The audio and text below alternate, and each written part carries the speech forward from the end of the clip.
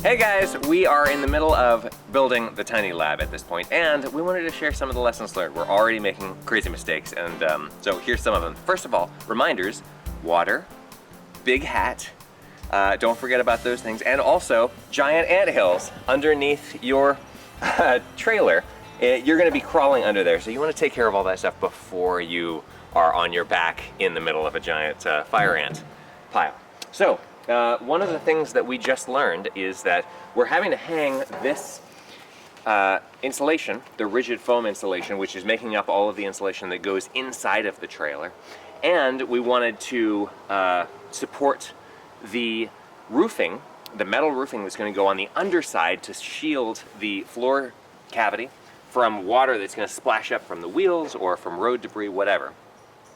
So that's going to go under here, and it's going to obviously be attached to these big beams on the side, which are 6 inches deep, but then these center supports are only 3 inches deep, which is why you can see the reason for these notches right here that we cut out. So it's a 1 inch, and that's where these beams fit down into this 2 inch thick section. 6 inches, we've got 3 courses of 2 inch foam. And so we had this little geometry thing, and then we realized that, oh, cool, we'll just hang everything with these little wire hangers. They look like this. It's just a piece of galvanized wire. We cut them into 30-inch lengths, and then we put them through these holes. These holes I drilled with a very simple 18-volt drill with a titanium bit on it. And it's actually not as hard as you'd think. We had, most people think that drilling into steel is going to be really, really difficult. This is 3/16 thickness, rectangular steel. And so all you have to do is, the 16-inch depth here is a perfect length for you to get your arm in there and get your shoulder behind it. And all you have to do is just run it at kind of a low speed so you don't heat it up too much. And it punches through pretty easily. It takes about 30 seconds per hole, I'd say. So we only had 2 per, and there's 16 of these. So anyway, we did all that.